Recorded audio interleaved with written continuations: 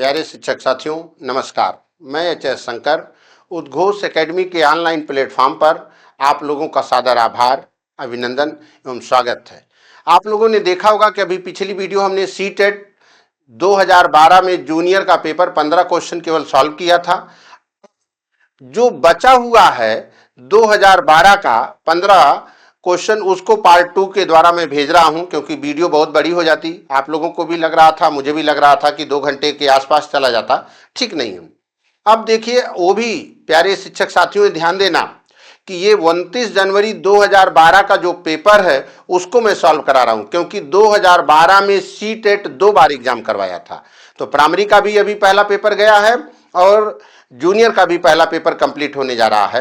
अब आप लोग इसी तरीके से अपना प्यार आशीर्वाद बनाए रखिए, वीडियो खूब देखिए, खूब अच्छी तरीके से उस पर आप लोगों को जहां समझ में ना आए क्वेश्चन करिए, और सरल भाषा में मैं प्रयास करूंगा कि आप लोगों को मेहनत करके उसको लाई जाए। और जितनी मेहनत मैं कर रहा हूं वीडियो बनाने में, आप लोग भी करिए। और प्यारे शिक्षक साथियों, आप लोगों को एक सूचना भी है कि मैं लाइव जो है यूपीएसआई का पेपर सॉल्व कराने जा रहा हूं, और उसमें सभी लोग एप्लीकेशन से अगर लाइव आते हैं तो जुड़ सकते हैं। मात्र 149 रुपये में ही है। तो जो आप लोगों के रिश्तेदार वगैरह हों, कोई और भी संबंधी हों, सगे संबंधी, उनको आप लोग संपर्क कर सकते हैं कि सुबह के टाइम मैं लाइव आने वाला हूं कि मैथ की क्लास चले। और जितने मैथ के विद्यार्थी हमारे हैं, एसआई के लिए हैं या एनटीपीसी के लिए हैं, वो जूनियर का पेपर जरूर देखें, क्योंकि वहां से उनको ज्यामिति, अलजेब्रा और आपको बहुत सारे ऐसे प्रश्न मिलेंगे इसमें से जो आप लोगों को बहुत हेल्पफुल होंगे। चलिए, अब हम लोग बहुत समय नहीं लेते हैं, आप लोगों के क्वेश्चन की तरफ आगे बढ़ा जाए। 105 क्वेश्चन पिछली वीडियो में हो गया था, उसके बाद से हम लोगों को लेके चलना है। 105 हो गया था, हम लोगों को 106 पे चलना था। आइए भाई, अब जरा देखिए तो, एक समांतर चतुर्भुज, एक समांतर चतुर्भुज की कितनी सममित रेखाएं हैं। सममित का मतलब सिमेट्री लाइन। सिमेट्री लाइन कैसे जानेंगे कि भाई क्या है? अब आप लोग देखिए, सममित रेखाओं का मतलब, सिमेट्री लाइन का मतलब होता है वह रेखा जो किसी के प्रतिबिंब पर सेट हो जाए। मतलब अगर आप लोगों को यह दिया जाए कि ए, और ए में पूछा जाए कितनी सममित रेखाएं होती हैं, तो अब देखिए ए में कितनी सममित रेखाएं होती हैं। भाई हमने कहा एक ऐसी लाइन जो उसके प्रतिबिंब को ढक दे। अब देखिए, ये वाली लाइन अगले वाले प्रतिबिंब पे ढक देगी। अगर कोई कहे बी में कितनी सममित रेखाएं हैं, तो ये देखिए बी में आपका ये वाला प्रतिबिंब इस वाले प्रतिबिंब पर ढक जाएगा, एक सममित रेखाएं। इसी तरीके से सी में कितनी है? एक। डी में कोई अगर कहे तो देखिए ये वाला प्रतिबिंब दूसरे वाले प्रतिबिंब को ढक देगा। पहली इमेज दूसरे वाले इमेज पे अगर आ जाए, उसको हम सिमेट्री लाइन बोलते हैं। ऐसे डायग्राम में कैसे करेंगे, आप लोग नोट भी कर सकते हैं।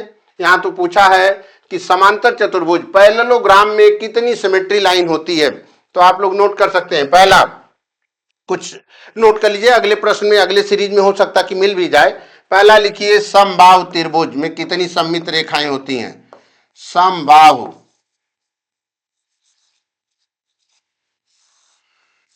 एक दिन हम सिमेट्री लाइन पे भी आ जाएंगे कि सिमेट्री लाइन कैसे करना है।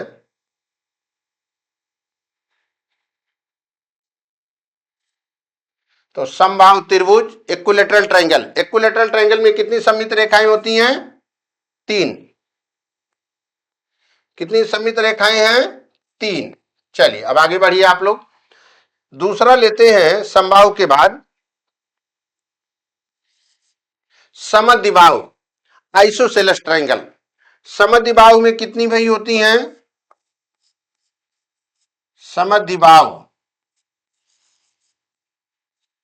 आइसोसेलेस, आइसोसेलेस में कितनी सममित रेखाएं होती हैं? कितनी सममित रेखाएं होती हैं?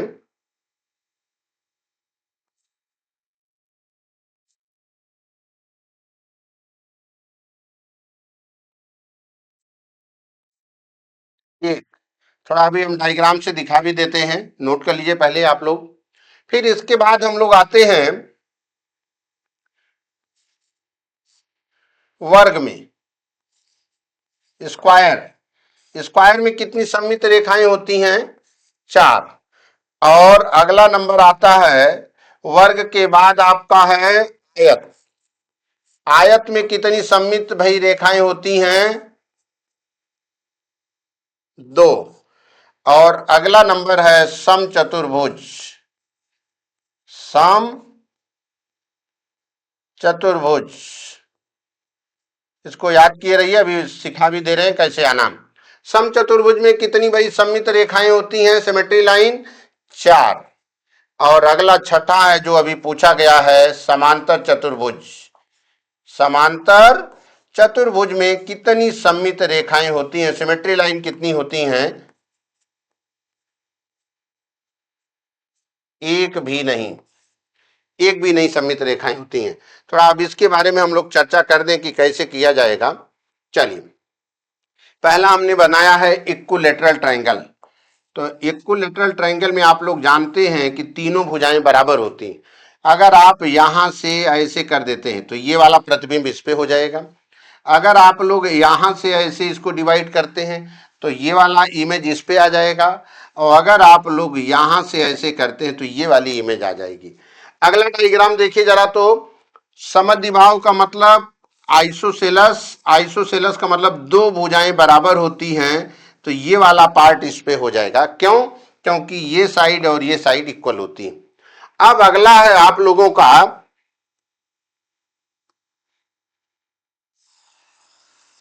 चलिए अगला जो फिगर है वो स्क्वायर। क्या है भाई? स्क्वायर पे अगर हम लोग चलते हैं कैसे करेंगे? स्क्वायर में आप लोग जानते हैं कि वर्ग किसे कहते हैं? वह चतुर्भुज जिसकी चारों भुजाएं बराबर हों और प्रत्येक कोण समकोण हो।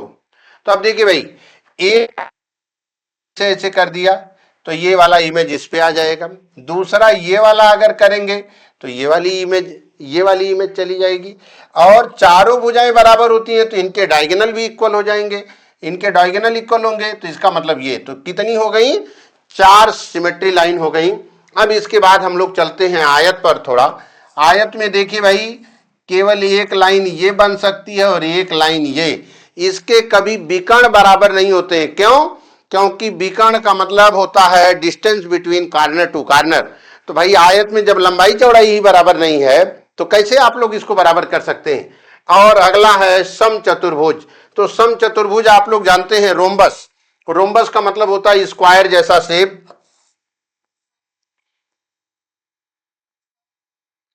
तो ये 1, 2, 3, 4। अब आती है बारी भाई समचतुर्भुज समांतर की, पैरेललोग्राम। तो पैरेललोग्राम आपका ऐसे बनता है। इसका मतलब है कोई ऐसी लाइन नहीं है जिसको खींचने के बाद एक इमेज दूसरी इमेज पे आ जाए। ठीक है ना? अब मुझे लगता है कि सिमेट्री लाइन बहुत आराम से समझ में आ गया। अब किसी भी सीरीज में अगर सिमेट्री लाइन आएगा तो सारे विद्यार्थी, हमारे जितने भी प्यारे शिक्षक साथी हैं, आराम से गोलिया के मुस्कुराएंगे। आइए अब मुस्कुराइए। यहां क्या मुस्कुराना था भाई? पहला सही हो गया। अब नेक्स्ट पर चलिए आप। Next question. अब देखिए भाई, ये सबको पता है, वह छोटी से छोटी संख्या जो पूर्ण वर्ग हो तथा 10, 12, 15, 18 से पूर्णतः विभाज्य हो। अब देखिए भाई, एक वह नंबर बताइए, परफेक्ट स्क्वायर नंबर बताना है, स्मॉलेस्ट परफेक्ट स्क्वायर नंबर जो 10, 12, 15 और 18 से परफेक्टली डिवाइड हो जाए। ऐसी केस में क्या करेंगे भाई? हमने बताया है कि जिस प्रश्न में छोटी से छोटी संख्या, कम से कम संख्या, न्यूनतम संख्या, एक साथ चलना, बजना, दौड़ना, घूमना, टहलना आदि पूछे, वहां क्या निकालते हैं? एलसीएम। और एलसीएम निकालते हैं तो आप लोग यहां फैक्टराइजेशन करिए।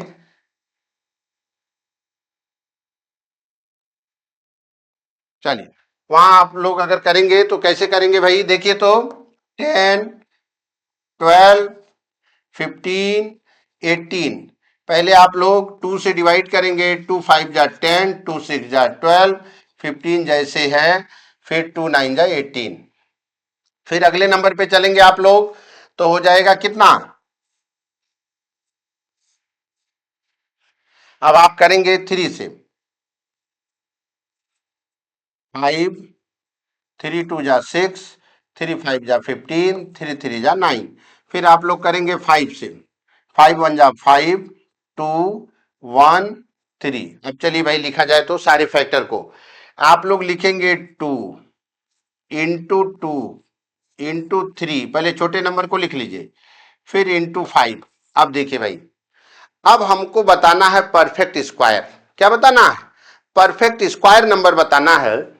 तो 2 का जोड़ा बन गया, 3 का बन गया, बट 5 का पेयर नहीं बन रहा है। तो एक सिंगल 5 से मल्टीप्लाई, और एलसीएम निकालते समय हमने सिखाया था आप लोगों को कैसे, कि पहले जीरो वाले को अलग करिए। 5 5 25, 25 चौके 100, ये जीरो हो गया। अब ये 3 त्रिका 9, तो आ गया कितना रिजल्ट? 900। 900 परफेक्ट स्क्वायर भी है और छोटी से छोटी संख्या भी है, और दी गई संख्या से पूरा का पूरा क्या हो जाएगा? विभाज्य हो जाएगा।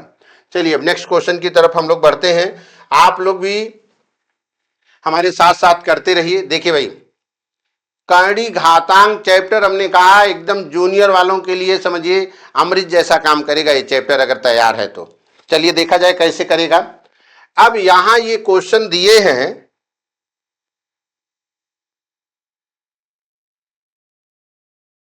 चलिए यहां ये क्वेश्चन दिए हैं कि 4 - 2 - 9 whole to the power 0 + 3 square divided by 1 + 3 किसके बराबर है? आइए देखिए तो भाई, इसमें बॉड मास प्लस, अब यहां आप लोगों को आ गया 1 + 3 का स्क्वायर 9/1 + 3। थोड़ा सा हम आप लोगों को हेल्प कर देते हैं। करणी घातांक पढ़ाते समय हमने बताया था, आप लोग कहेंगे तो कोई वीडियो बना के हम यूट्यूब पे डाल देंगे आप लोगों को, कि करणी घातांक में जिसकी पावर 0, किसी की पावर अगर 0 है तो उसकी वैल्यू 1 होती है। जैसे अगर कोई आपसे कहे कि 2 की पावर 0 कहीं मिल जाए 1, a की पावर 0 तो उसकी वैल्यू 1। अगर कोई कहे 3 - 5 की होल पावर 0, तो ये प्यारे क्या हो जाएगा? इसकी वैल्यू क्या हो जाएगी? 0 हो जाएगा। अब देखिए जरा, 0। अब इस केस में कैसे सॉल्व करेंगे आप लोग? अब देखिए, तो 2 - 9 होल टू दी पावर लगा 0, तो इसकी वैल्यू हो गई 1। अब चलिए सॉल्व कर लिया जाए। 4 - 1 + 9 + 3। अब भाई चलिए सबको सॉल्व कर दिया जाए। 4 में से 1 माइनस करेंगे आप लोग, 3 में 9 ऐड करेंगे 12, 12 में 3 ऐड करेंगे। अब सबको आ गया होगा। नेक्स्ट क्वेश्चन की तरफ चलते हैं हम लोग अब।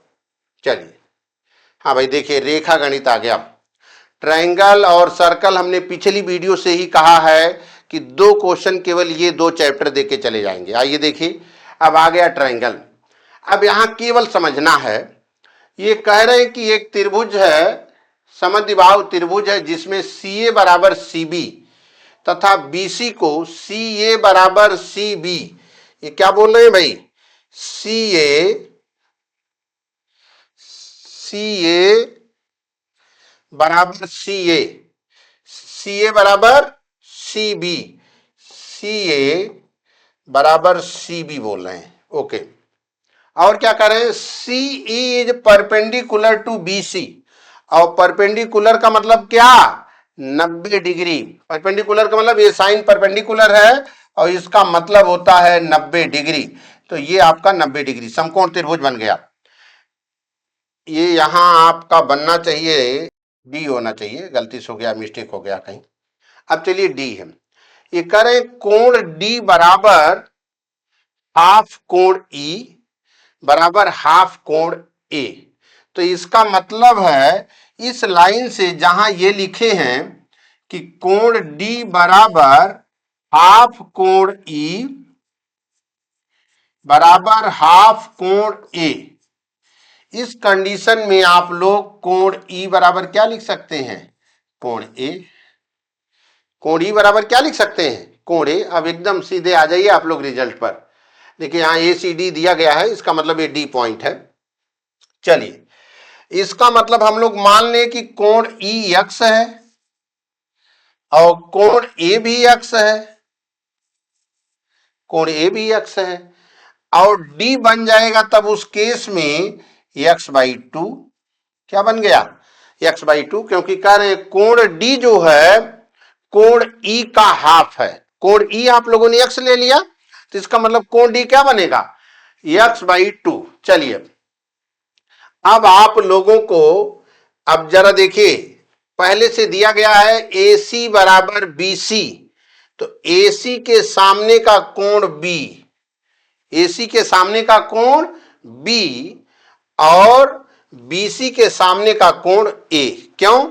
बराबर भुजाओं के सामने के कोण बराबर होते हैं ट्रायंगल में। भाई ये प्रॉपर्टीज है कि बराबर भुजाओं के सामने के कोण बराबर होते हैं, इसको नोट कर लीजिए। अब देखिए, अब आप लोगों को बताना है कोण C।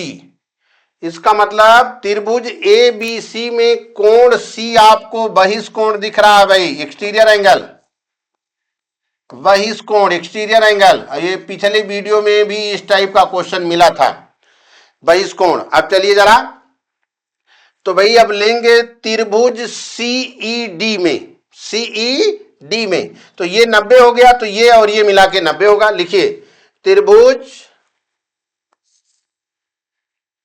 CED में, ED में, तो आप लोग लिखेंगे 90 plus x/2 is equal to 180। तो सीधे लिख सकते हैं डायरेक्ट भी आप लोग कि x plus x/2 is equal to 90 degree. 2 1 जा 2 और 1 3x/2 इज इक्वल टू आ गया 90। 3 से इसको कैंसिल करेंगे तो आएगा 30 और तिर्यक गुणा करेंगे तो x की वैल्यू क्या मिलेगी भाई आप लोगों को? 60। अब जरा देखिए भाई, जब ये x है तो ये भी x हो जाएगा और x की वैल्यू क्या आ गई है? 60, तो यहां 60 और यहां 60। अब आप लोग ACD बताना था। आप लोगों को एक प्रॉपर्टीज पता है कि बहिष्कोण अपने दो सुदूर अंतः कोणों के योगफल के बराबर होता है।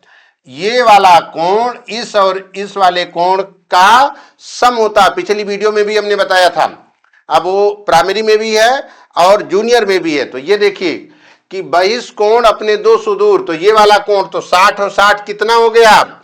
120 मार के आराम से मुस्कुराइए अब आप लोग। चलिए नेक्स्ट क्वेश्चन की तरफ। एक बेलनाकार जार के व्यास में 25% की वृद्धि की गई। इस जार की ऊंचाई कितने प्रतिशत कम की जाए ताकि इसके आयतन में कोई बदलाव नहीं?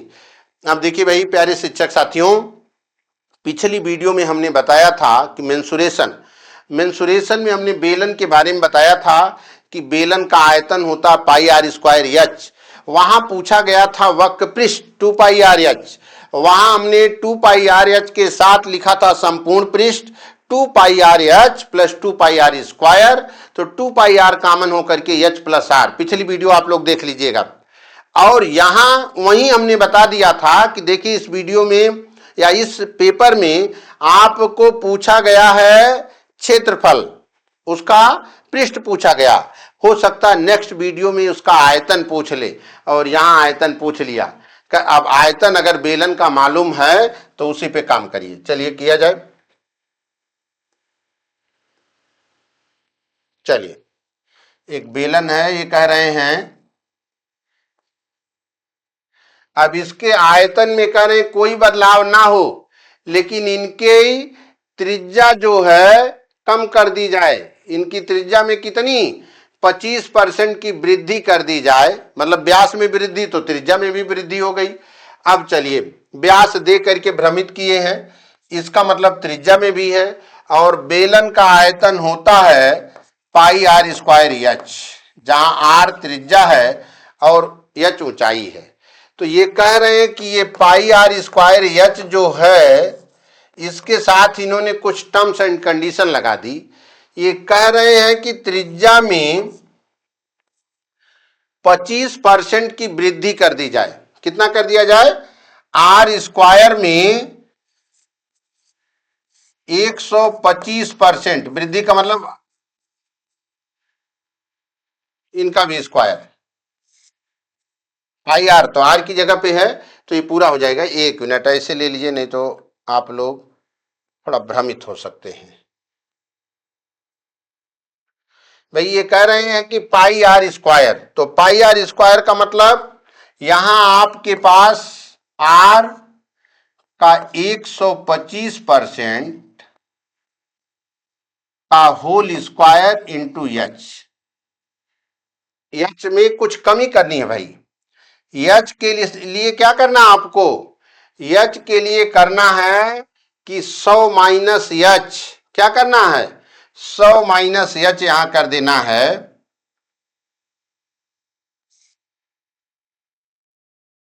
एच में कितनी कमी कर दी जाए? 100 माइनस एच अपान 100। बस। अब चलिए भाई, तो यहां आपके पास मिल गया pi r square h is equal to pi r square, ये 25 पंचे 25 चौके, तो ये बन गया सीधे सीधे 25/क्या? 16। 25/16। और यहां बन गया आपके पास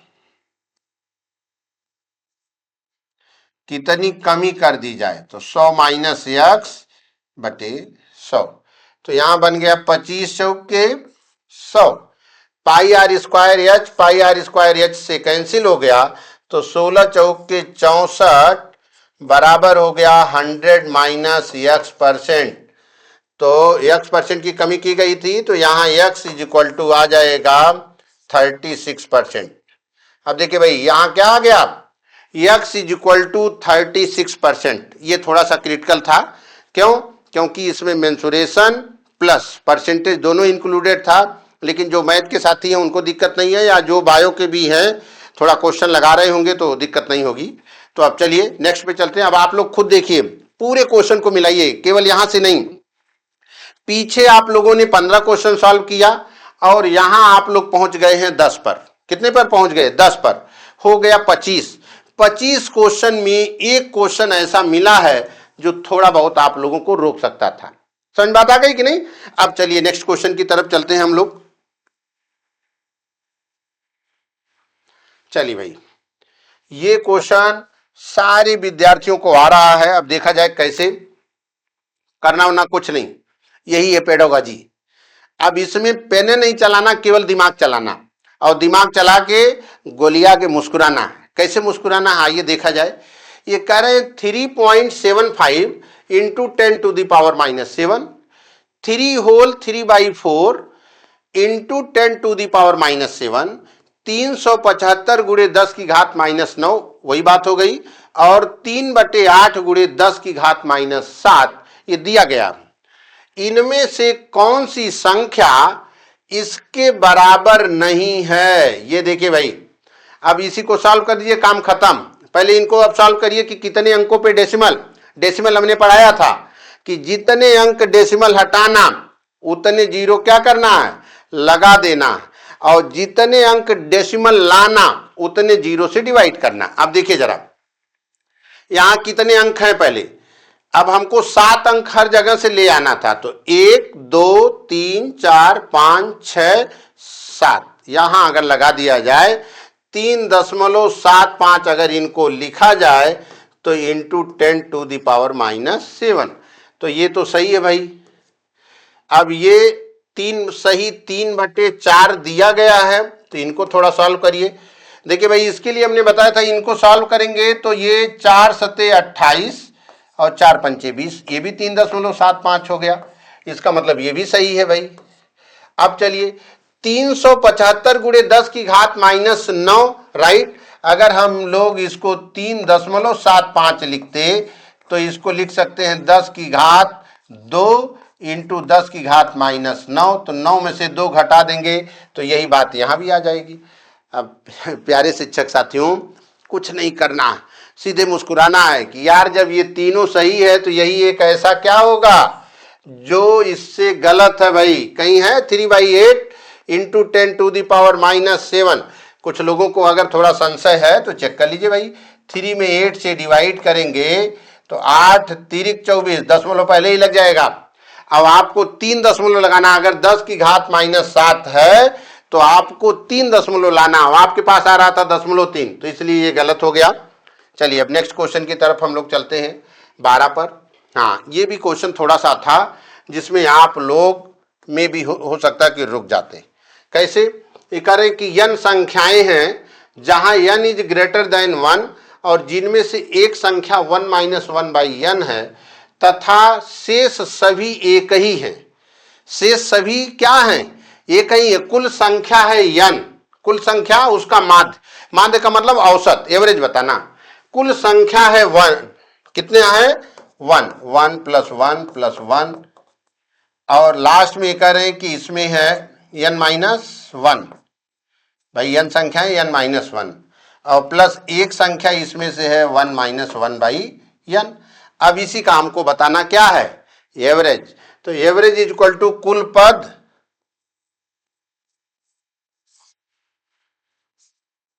या माध्य बराबर मीन बराबर लिख लीजिए इसको, एवरेज ना लिख के, कुल पदों का योग बटे कुल संख्या।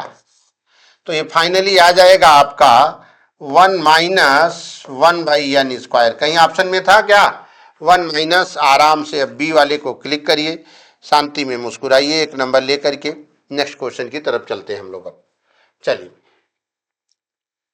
देखिए भाई, अब पढ़ के आंसर दीजिए आप लोग कमेंट के द्वारा, कम से कम हमको भी विश्वास हो कि अब आप लोग पढ़ रहे हैं और लगा रहे हैं ढंग से। सलमान 3 - 4 बराबर +7 लिख देता, क्या लिख दिया? 3 - 4 बराबर +7। अब आपको अपना माइंड लगाना कैसे, चलिए तो देखिए कैसे करना भाई।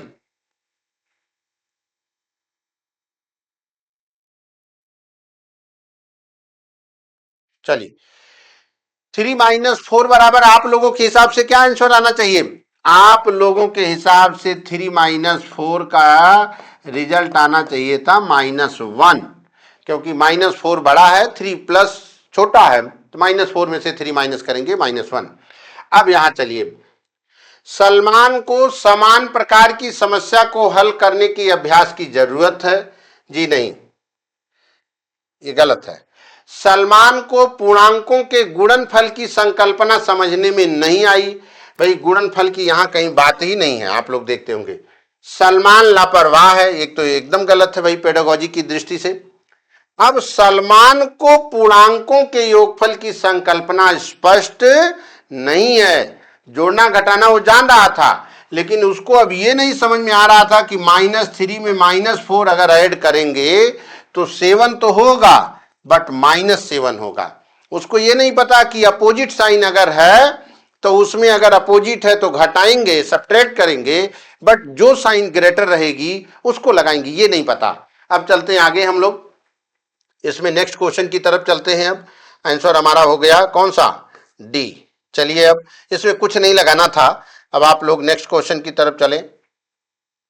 चलिए चलिए अब इसमें आप लोग हेल्प करिए थोड़ा, समस्या समाधान क्या है। गणित में पेडागोजी के प्रश्न समस्या समाधान क्या है, इसको आप लोग थोड़ा देखिए, मेरा हेल्प करिए कि कैसे आप लोग कर रहे हैं और मैं आप लोगों की हेल्प करूं। गणित के विकास को ऐतिहासिक, सामाजिक और सांस्कृतिक संदर्भ में पढ़ाना ये समस्या समाधान में नहीं आता। विद्यार्थियों को खुली समझ वाला बनाते हुए उनमें गणितीय प्रवीणता, सृजनात्मक और खोजपरक गणितीय प्रवीणता, सृजनात्मक और खोजपरक अन्वेषणात्मक चिंतन विकसित करना, गणितीय बोध भाव, विचारों और तकनीकों के पदानुक्रमित के माध्यम से क्रमिक तथा व्यवस्थित दिशा निर्देश, पुनरावृत्ति और स्मरण के द्वारा गणितीय निष्कर्षों, परिभाषाओं तथा संकल्पनाओं को पढ़ाना। देखिए भाई, गणित की समस्या समाधान अगर देखे तो सारे विद्यार्थियों के दिमाग में आ जाएगा कि यही डी वाले को ही मार दिया जाए, क्योंकि उनको ये दिमाग में रहता कि गणित में जितना रिवीजन करेंगे उतने बढ़िया गणित आएगी। ऐसा नहीं है, ये समस्या समाधान का उपचार नहीं है भाई। समस्या समाधान का ये है कि आप किसी प्रश्न की पहले भाषा समझिए, आप यही बोलते हैं हमसे। जब आप कभी समस्या पूछते हमसे पूछें या किसी और भी टीचर से पूछें अपने मैथ वाले से, तो आप पहला सवाल पहले दिन हमने बताया केवल भाषा की समस्या रहती, वर्ड प्रॉब्लम जिसे कहते हैं आप लोग। वर्ड प्रॉब्लम में सबसे पहले उस टीचर से कहते हैं सर ये कह क्या रहा है, यही बात हमको नहीं समझ में आ रही। प्रश्न तो हमको प्रॉफिट लॉस आ रहा, लेकिन ये क्या बोल रहा जो हमको समझ में नहीं आ रहा। तो इसका मतलब सबसे पहले क्या समझना चाहिए, भाषा। और जब भाषा वो समझ लेता है तो उसके कंटेंट को लिखता है, और कंटेंट लिखने के बाद वो तब दिशा, और दिशा लाने के बाद तब उसकी दशा बदलता है। समझ बात आ गई कि नहीं, ये है। अब आप लोगों को आंसर मिल गया होगा। सबसे पहले उसके विचार, प्रश्न को समझे, सोचे समझे, फिर उसके कंटेंट की दिशा लाता है कि क्या है, किस तरफ से चले कि जो हम रिजल्ट तक पहुंच जाएं, और इसके बाद तब उसकी दशा, तब उसके फाइनल रिजल्ट पे। अब एक एग्जांपल देते हैं कि राम एक पुस्तक को 300 रुपए में खरीदा और उसको 20 रुपए लाभ पर बेच दिया। अब हमको जब प्रश्न समझ में आ जाएगा तभी तो हम उसमें जोड़ देंगे, 300 में 20 जोड़ेंगे। बोलिए भाई, 300 में 20 हम तभी जोड़ पाएंगे जब हमको प्रश्न समझ में आ जाएगा। इसका मतलब है कि ये वाला ऑप्शन आपका हो जाएगा गलत। तो प्यारे शिक्षक साथियों, आपका क्या हो गया, गणितीय बोध भाव विचारों और तकनीकों के पदानुक्रमिता के माध्यम से क्रमिक तथा व्यवस्थित दिशा निर्देश। वही कि जब हम उसको चरणबद्ध तरीके से प्रश्न को समझते हैं तो चरणबद्ध करते हैं, और चरणबद्ध मतलब सिस्टम से करते हैं, सिस्टमेटिक करते हैं, फिर इसके बाद हम लोग उसको सॉल्व करते हैं। जैसे अभी हमने एग्जांपल दिया कि एक वस्तु को 300 रुपए में खरीद कर 20 रुपया लाभ पर बेचा जाए, तो आप लिखेंगे कि सीपी बराबर 300, profit is equal to B. प्रश्न समझने के बाद अब उसको एसपी इज इक्वल टू, आपको समझ में आ गया कि सीपी प्लस प्रॉफिट। तो आप लोग अब इसको ऐड करेंगे 300 प्लस 20, ये आपका रिजल्ट आ जाएगा। तो ये आप लोगों का आंसर हो गया। चलिए नेक्स्ट क्वेश्चन की तरफ चलते हैं। चलिए भाई, यहां भी आप लोगों को पेन चलानी ही नहीं, केवल दिमाग चलाना। आप दिमाग कैसे चलाते हैं ये आप लोगों के ऊपर अब डिपेंड करता है। चलिए, श्री मनीष सममित की संकल्पना को स्पष्ट करने के लिए बहुत सारे हस्तचालनों, गणित प्रयोगशाला गतिविधियां तथा आईसीटी गतिविधियों का प्रयोग करते हैं। श्री मनीष, अब इसमें भाई क्या समझेंगे जरा ये बताना। समस्या व्यतीत करना चाहते हैं ताकि वे अगले प्रकरण पढ़ाने से बच सके जो उनकी रुचि का नहीं है। केवल गतिबोधक शिक्षार्थियों को संतुष्ट करना चाहते हैं। सभी अधिगम शैलियों वाले विद्यार्थियों को संतुष्ट करना चाहते हैं। अपने विद्यार्थियों में प्रसिद्ध होना चाहते हैं। पहले आप लोग आईसीटी समझिए, पूरे रिजल्ट पे पहुंच जाएंगे। सिमेट्री लाइन अभी अभी हमने पढ़ाया कि सिमेट्री आपको कहीं पर भी दिया जा सकता है। आईसीटी का मतलब क्या होता है भाई, इंफॉर्मेशन कम्युनिकेशन टेक्नोलॉजी। क्या है भाई, संचार व्यवस्थाएं हैं, इंफॉर्मेशन एंड कम्युनिकेशन टेक्नोलॉजी। इसका मतलब क्या है भाई, ये जो हम बोर्ड पर पढ़ा रहे हैं, डिजिटल बोर्ड पर, इसी को हम आईसीटी बोलते हैं। जो हम मोबाइल चलाते हैं उसी को हम आईसीटी बोलते हैं। जो हम लोग लैपटॉप चला रहे हैं, टैबलेट चला रहे हैं, यही आईसीटी के अंतर्गत है। तो सममित रेखाएं भाई अगर कोई समझा रहा है तो कॉपी पेन के साथ, अगर वो आईसीटी के द्वारा भी अगर सिमेट्री लाइन को समझा रहा है, देखिए कैसे इसकी इमेज यहाँ पड़ रही, कैसे पड़ रही है, इसका मतलब है कि वो सिमेट्री लाइन पढ़ाने के लिए अधिगम की सभी शैलियों का प्रयोग करता कि सारे विद्यार्थी हमारे सिमेट्री लाइन समझ जाएं। अब देखिए, इसका मतलब सभी अधिगम शैलियों वाले विद्यार्थियों को संतुष्ट करना चाहते हैं। भाई कुछ करना नहीं था, आराम से आप लोग अगर पीछे वाले से जोड़ते हुए चलेंगे तो भाषा वाले प्रश्न को ढंग से कर लेंगे। चलिए, अब यहां देखिए भाई, कैलकुलेशन करना आप लोगों को, कैसे कैलकुलेशन करेंगे, कैलकुलेशन पे चलते हैं हम लोग। ये कह रहे हैं 3/4 डिवाइडेड बाई 5/6, 3/4। अब इसको सॉल्व करते चलिए, तब रोकिए मत। 3/4 डिवाइड का मतलब इनटू, और डिनोमिनेटर न्यूमरेटर में चेंज हो जाएगा। तो 2 2 जा 4 और 2 3 जा 6, रिजल्ट आ गया 9/10। अब नेक्स्ट वाले को सॉल्व कर लीजिए आप। 3 है, पहले ब्रैकेट वाले को सॉल्व करेंगे आप लोग, तो 4/5 डिवाइडेड बाई 6 है, तो इसको सॉल्व अगर करते हैं तो 3 डिवाइडेड बाई 4/5 इंटू 1/6, 2 जा 4, 2 3 जा 6, तो 3 डिवाइडेड बाई 2/15 आ गया। और इसको अगर आप लोग चेंज करेंगे तो 3 इंटू 15/2, भाई ये सेम नहीं हुआ, इनको आगे बढ़िए। अब आगे बढ़ते हैं, सी वाले को चेक करते हैं। 3 डिवाइडेड बाई 4/5 डिवाइडेड बाई 6 है। इसको अगर आप लोग सॉल्व करते हैं तो 3 इंटू 5/4 तो हो गया डिवाइडेड बाई 6, तो ये हो गया 15/4 और इंटू 1/6, तो 2 3 जा 6, 3 2 जा 6 और 3 5 जा, तो ये आ गया 5/8। ये भी भाई सेम नहीं है। आगे अब डी वाले को चेक कर लीजिए, नहीं तो फिर अपना हम लोग आंसर ढूंढते हैं क्या सही होगा। ये अगला दिए हैं डी में कि 3 डिवाइडेड बाई 4 इंटू 5/6, तो 2 2 जा 4 और 2 3 जा 6, तो ये 3 डिवाइडेड बाई 10/3 आया था। इसको आप लोगों ने सॉल्व किया तो 3/10 हो गया, और ये सॉल्व करने पे हो गया क्या 9/10। 9/10 आपका ए ऑप्शन भी सॉल्व करने पे आया, और 9/10 डी ऑप्शन भी सॉल्व करने पे आ गया। इसका मतलब है कहीं ए बराबर डी दिया गया है क्या? सारे लोगों को आ रहा था, कोई ऐसा विद्यार्थी नहीं है जिसको ये प्रश्न नहीं आ रहा था। अब देखिए भाई, कोई ए और डी के मान बराबर हैं? कहीं दिख रहा हो तो आराम से गोलिया के मुस्कुराइए। तो कहां दिख रहा है? ए में दिख रहा है कि ए और डी के मान क्या हैं? बराबर हैं। तो चलिए अब नेक्स्ट क्वेश्चन की तरफ हम लोग चलते हैं। चलिए भाई, यहां भी कुछ ऐसे ही इन्होंने दे रखा है, बहुत ज्यादा मेहनत नहीं करनी है। सीमा, अनीस, आशा और टेसी को जो व्यंजक दिए गए वे नीचे उनके उत्तर सही दर्शाए गए हैं। सीमा का आप देखिए सही है या गलत? 4 एकम 4 प्लस 8 में 2 से भाग दिया गया। कहा किसका सही है? ये कई लोग मिल गई भाई, अब आगे जानने की जरूरत नहीं है। आराम से गोलिया के शांति मुस्कुराइए, इधर उधर कहीं आप लोगों को नहीं करना। नेक्स्ट, 3 की घात 98 को 5 से भाग करने पर शेष रहता है। शेष फल बात करनी है भाई। चलिए इसके लिए हमने क्या बताया था, शेष फल के लिए हमने वीडियो बनाई थी, और ये देखिए जरा क्या करना है इसमें।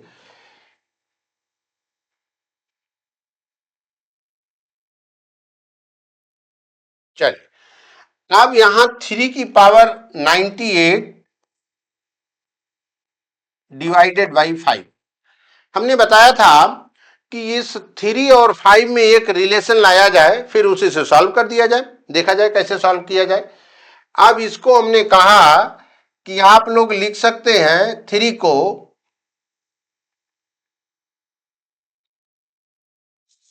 3 का स्क्वायर, अब 2 से डिवाइड करिए 98 में, 2 4 जा 8, 2 9 जा 18। इसकी वीडियो हम बनाए भी हैं, और भी बन जाएगी वीडियो, आप लोग अगर कहेंगे अपडेट कर देंगे। तो यहां हो गया 9 की पावर 49 डिवाइडेड बाई 5, इसको आप लोग लिखेंगे 5 + 4 whole to the power 49 divided by 5। 5 से ये कैंसिल हो गया, फाइनली बचा 4 की पावर 49 डिवाइडेड बाई 5। इस 4 को लिखेंगे 5 - 1 whole to the power 49 divided by 5। तो यहां बचा -4 की 49 पावर डिवाइडेड बाई 5।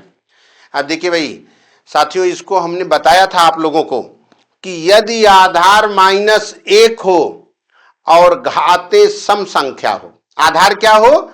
-1 हो, घातें सम संख्या हो, तो उसका मान +1 आता है। यदि आधार -1 हो और घातें विषम संख्या हो तो उसका मान -1 आता है।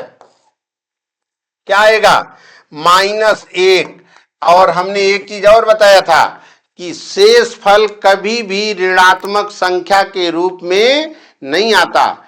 रिमाइंडर जो है कभी भी निगेटिव वैल्यू के फॉर्म में नहीं आती ऐसे प्रश्नों में।